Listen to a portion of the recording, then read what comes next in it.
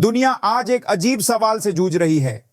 अगर कोई देश ना युद्ध करे, ना हमला बोले, ना एक भी गोली चलाए, फिर भी 21 देशों की राजनीति एक साथ हिल जाए, तो क्या इसे कूटनीति कहेंगे या खामोश तबाही?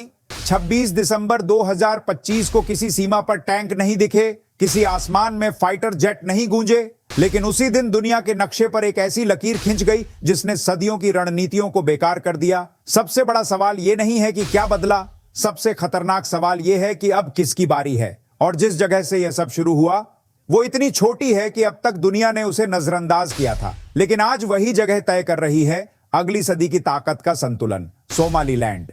लेकिन आज यही सोमालीलैंड पाकिस्तान से लेकर तुर्की, ईरान से लेकर सऊदी अरब और 21 मुस्लिम देशों की नींद उड़ाने की वजह बन चुका है। क्यों? क्योंकि इजराइल ने वो कर दिखाया जो पिछले 30 साल में संयुक्त राष्ट्र, ओआईसी और सुपर पावर भी नहीं कर पाए। इजराइल ने सोमालीलैंड को एक स्वतंत्र देश के रूप में मान्यता दे दी। और यहीं से शुरू होता है एक ऐसा भू राजनीतिक खेल जिसका सीधा फायदा भारत को मिलने वाला है। अब जरा ध्यान दीजिए, यह लड़ाई धर्म की नहीं है, जमीन की भी नहीं है, यह लड़ाई है समुद्र पर कंट्रोल की। उस समुद्र पर जहां से दुनिया का 40% ग्लोबल ट्रेड गुजरता है। और यही बात 21 देशों को अंदर तक हिला रही है। सोमालीलैंड कोई नया पैदा हुआ इलाका नहीं है। 1991 से अलग सरकार, अपना राष्ट्रपति, अपनी संसद, अपनी सेना, अपनी करेंसी और सबसे बड़ी बात स्थिरता।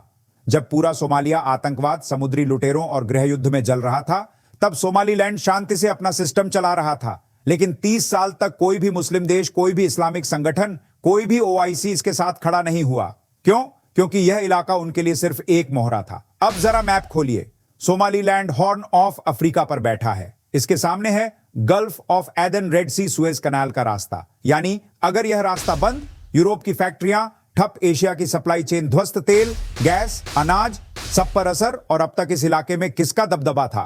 तुर्की पाकिस्तान, तुर्की के दम पर चीन चुपचाप। तुर्की का सोमालिया में मिलिट्री बेस, पाकिस्तान के नौसेना सपने और चीन की स्ट्रिंग ऑफ पर्ल्स नीति सब एक ही दिशा में जा रहे थे, भारत को चारों तरफ से घेरना। अब सोचिए, जिस इलाके को तुर्की अपना बैकयार्ड समझता था, जिस पर पाकिस्तान नजर गड़ाए बैठा था, जहां चीन लॉन्ग टर्म गेम खेल रहा था, उसी इलाके में इजराइल ने सीधा झंडा गाड़ दिया। बिना गोली, बिना धमाके, बिना युद्ध, सिर्फ एक घोषणा। जैसे ही मान्यता की खबर आई, वाईसी में इमरजेंसी मीटिंग, 21 देशों का साझा बयान, अंतरराष्ट्रीय कानून का उल्लंघन, क्षेत्रीय शांति को खतरा। लेकिन सवाल यह है, जब 1991 में सोमालीलैंड अलग हुआ, तब इनकी अंतरात्मा कहां थी? जब वहां लोकतंत्र चल रहा था, तब इनका समर्थन कहां था? सच यह है कि इनका दर्द सोमालिया नहीं है, इनका दर्द है इजराइल की मौजूदगी। तुर्की को डर, उसका अफ्रीका वाला साम्राज्य ढह है। पाकिस्तान को डर, आज सोमालीलैंड, कल बलूचिस्तान। ईरान को डर, इजराइल अब रेड सी के मुहाने पर बैठा है। सऊदी को डर, ट्रेड रूट पर नया खिलाड़ी। ये डर इन सबको एक साथ ले आया। और भारत, असली विनर यही है। अब आते हैं उस नाम पर जो हर भारतीय के लिए सबसे अहम है, भारत। इजराइल भारत का वो दोस्त है जो मुश्किल वक्त में पीछे नहीं हटता। Kargil, Balakot, defence tech, intelligence और अब सोमालीलैंड में इजराइल, मतलब भारत के लिए रेड सी का रास्ता सुरक्षित। चीन की स्ट्रिंग ऑफ पर्ल्स को करारा जवाब। तुर्की पाकिस्तान गैंग को अपने ही फ्रंट पर उलझा देना। यानी बिना लड़े भारत का एक और मोर्चा जीत लिया गया।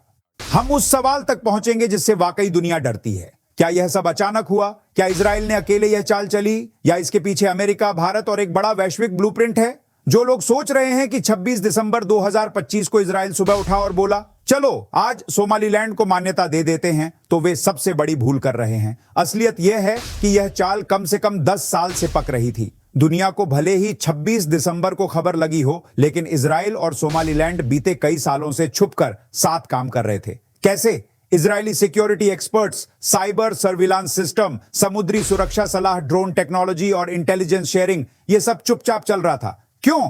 क्योंकि सोमालीलैंड इजराइल के लिए रेड सी की चाबी था। अब समझिए कि लाल सागर अचानक इतना अहम क्यों हो गया। पिछले 2 सालों में यमन के हूती विद्रोही, ईरान समर्थित मिलिशिया जहाजों पर हमले, ग्लोबल ट्रेड बाधित यूरोप और अमेरिका को यह एहसास हो गया कि अगर रेड सी हाथ से निकली तो दुनिया की अर्थव्यवस्था घुटनों पर आ जाएगी। और यहीं से अमेरिका प्लस इजराइल ने नया प्लान बनाया। अब आते हैं इस कहानी के सबसे विवादित किरदार पर, डोनाल्ड ट्रंप। जनवरी 2025 में सत्ता संभालते ही ट्रंप ने साफ कहा, पुराने नियम अब नहीं चलेंगे। ट्रंप की सोच सीधी है, जो ताकतवर वही सही, जो काम का वही दोस्त, और जो रास्ते में उसे हटाओ। ट्रंप प्लस नेतन्याहू का खतरनाक जोड़ी, यरूशलेम को इजराइल की राजधानी मानना, गोलान हाइट्स पर इजराइल का हक, ईरान पर सख्ती।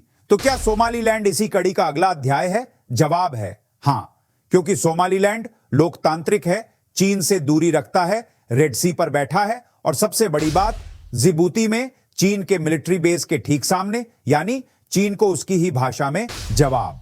इजराइल ने आगे बढ़कर वो काम किया जो अमेरिका खुद नहीं करना चाहता था। अब बात करते हैं तुर्की की। तुर्की ने सोमालिया में अरबों डॉलर निवेश, मिलिट्री बेस, ट्रेनिंग कैंप और राजनीतिक पकड़ बनाई। तुर्की का सपना था ऑटोमन प्रभाव को अफ्रीका तक फैलाना, लेकिन इजराइल की एंट्री ने तुर्की के सपनों पर पानी फेर दिया। अब तुर्की के सामने दो फ्रंट, एक मिडिल ईस्ट में इजराइल, दो अफ्रीका में इजराइल, यानी इस चारों तरफ से घेराबंदी। पाकिस्तान क्यों उछल रहा है? क्योंकि उसे डर है, आज सोमालीलैंड, कल बलूचिस्तान, फिर पीओके पाकिस्तान जानता है, अगर अंतरराष्ट्रीय स्तर पर अलग पहचान को मान्यता मिलने लगी तो उसका नक्शा सबसे पहले टूटेगा। इसीलिए वह तुर्की के साथ मिलकर शोर मचा रहा है। 21 देशों के बयान में एक लाइन बार बार आई, यह फिलिस्तीन के खिलाफ साजिश है। सवाल उठता है, फिलिस्तीन मिडिल ईस्ट में, सोमालीलैंड अफ्रीका में, फिर यह जोड़ क्यों? क्योंकि जब भी फंसो फिलिस्तीन कार्ड खेल दो। लेकिन 2025 की दुनिया अब भावनाओं से नहीं, रणनीति से चलती है। भारत के लिए यह क्यों गेम चेंजर है? अब जरा भारत के नजरिए से देखिए। भारत का 60% से ज्यादा यूरोप ट्रेड, तेल सप्लाई और समुद्री मार्ग सब रेड सी से गुजरता है। अगर इजराइल वहां सुरक्षा मजबूत करता है तो भारत को सुरक्षित ट्रेड, चीन से कम खतरा, तुर्की पाकिस्तान गैंग कमजोर, तीनों फायदे मिलते हैं। अब कल्पना कीजिए, अरब सागर में भारत, रेड सी में इजराइल, हॉर्न ऑफ अफ्रीका में सोमालीलैंड, ये त्रिकोण बनते ही चीन की string of pearls cut, Pakistan की नौसेना बेमानी, तुर्की का विस्तार रुका, यानी बिना युद्ध पूरा समुद्री संतुलन बदल गया। 26 दिसंबर 2025 के बाद एक बात आपने जरूर नोटिस की होगी, पाकिस्तान चीखा, तुर्की गरजा, ईरान भड़का, ओआईसी बौखलाई, लेकिन भारत चुप रहा। ना समर्थन, ना विरोध, ना बयान। सवाल उठता है, क्या भारत डर गया? नहीं, भारत इंतजार कर रहा है सही समय पर सही वार का। भारत की विदेश नीति आज भावनाओं पर नहीं, ठंडी रणनीति पर चलती है। भारत जानता है, अगर आज खुलकर समर्थन किया तो अरब देशों में शोर होगा, अगर विरोध किया तो इजराइल नाराज होगा, इसलिए भारत ने चुना स्ट्रेटेजिक साइलेंस। लेकिन पर्दे के पीछे कहानी कुछ और चल रही है। पिछले कुछ महीनों में भारतीय व्यापारिक प्रतिनिधि, समुद्री सुरक्षा एक्सपर्ट और अफ्रीका डिवीजन के अधिकारी चुपचाप सोमालीलैंड के संपर्क में रहे हैं। क्यों? क्योंकि भारत समझ चुका है, अगर कल की लड़ाई समुद्र पर होगी तो जमीन के दोस्त कम पड़ेंगे। अब जरा मैप देखिए, भारत के पास अंडमान निकोबार, लक्षद्वीप, अरब सागर में मजबूत पकड़, लेकिन एक गैप है रेड सी के मुहाने पर। यही सोमालीलैंड भारत के लिए गेम चेंजर बनता है। बेरबेरा पोर्ट, गहरा समुद्री बंदरगाह, बड़े युद्धपोत रुक सकते हैं, सबमरीन सपोर्ट संभव एयर स्ट्रिप पास में। अगर भारत को यहां एक्सेस मिलती है तो सोचिए, चीन की जिबूती बेस सिर्फ कुछ 100 किलोमीटर दूर अब आते हैं। इस कहानी के सबसे खामोश लेकिन सबसे खतरनाक खिलाड़ी पर चीन। चीन बाहर से शांत है लेकिन अंदर से सबसे ज्यादा घबराया हुआ। क्यों?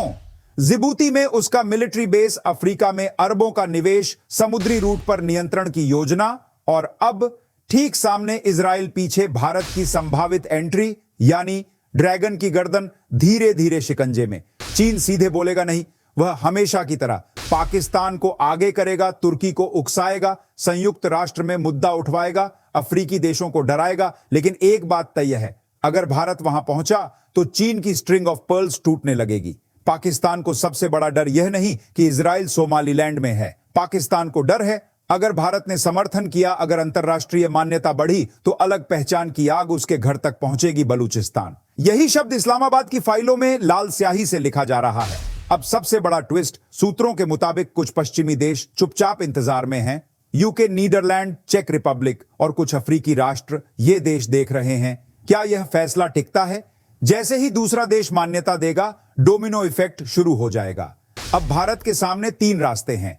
एक, खुली मान्यता, बड़ा संदेश, बड़ा जोखिम लेकिन बड़ा फायदा। 2, सीमित साझेदारी, व्यापार, पोर्ट एक्सेस, नौसेना सहयोग। 3, वेट एंड वॉच, दूसरों को आगे जाने दो, फिर सही वक्त पर एंट्री जानकार मानते हैं। भारत तीसरा नहीं, दूसरा रास्ता चुनेगा। अगर भारत इजराइल के साथ सोमालीलैंड में सिर्फ लॉजिस्टिक सपोर्ट भी ले ले तो बिना बेस बनाए भी खेल पलट सकता है। यही है 21वीं सदी की स्मार्ट पावर।